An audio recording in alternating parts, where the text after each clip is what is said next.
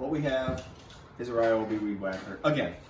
And doesn't everybody hate when this happens? This is not fun. The old the recoil broke, but not the end of the world. Don't throw it away. Fix it, everybody. It's not too crazy hard. And I'm going to show you how, if you can follow along, I think.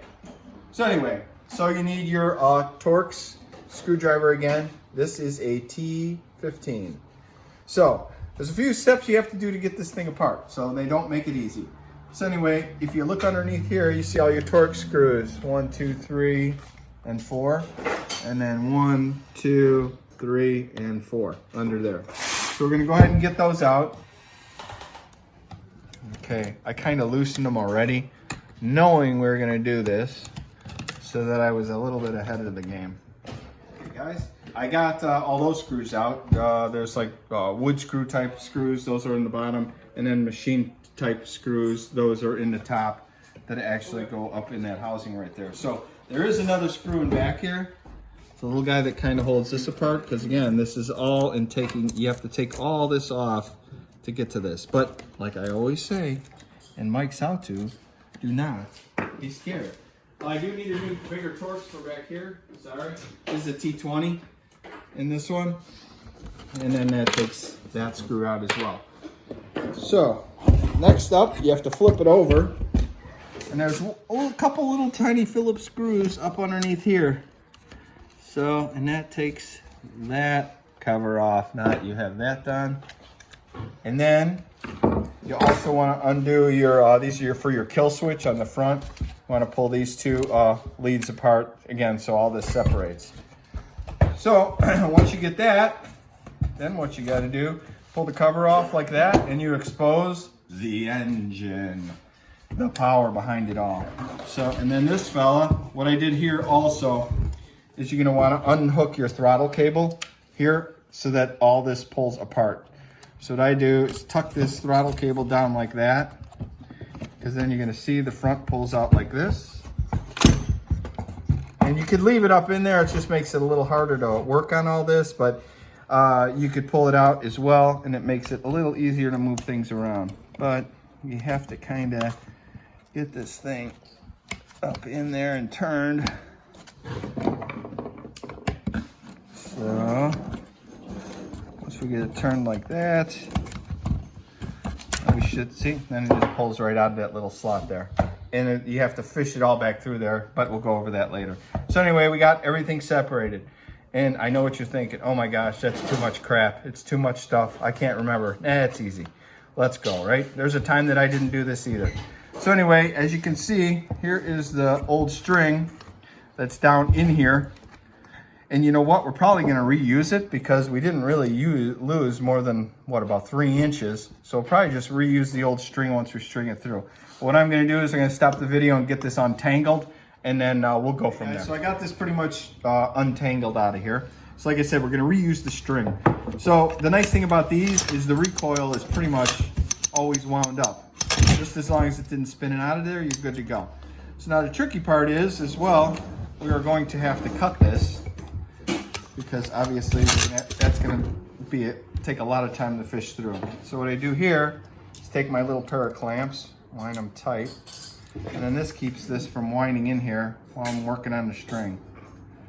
So there's something like that. You could use vice grips, you can use whatever you have, but you know, that's what I have on me right now. So take your snips, snip that off like so. You're ready to go. So here's the old handle.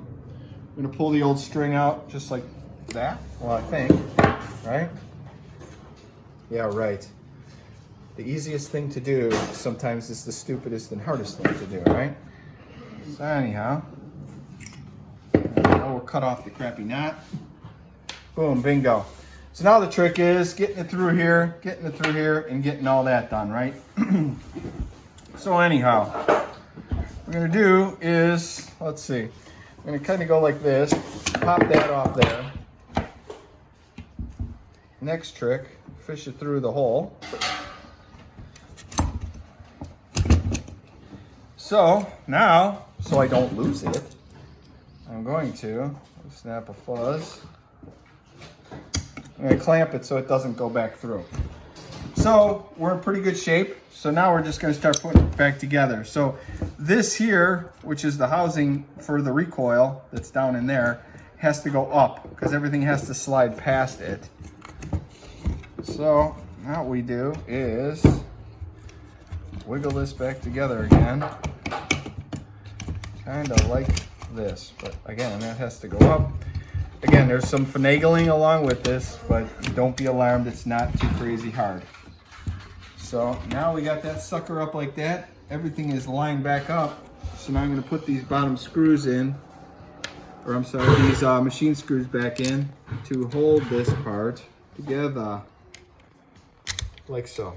So next up, what we're going to do is put the handle on. But what I like to do, since this is nylon, sometimes you have a harder time fishing stuff through the hole. So what I do is take a little torch like this, and it burns it. Now that's hot, so I don't recommend doing that, but you know, whatever.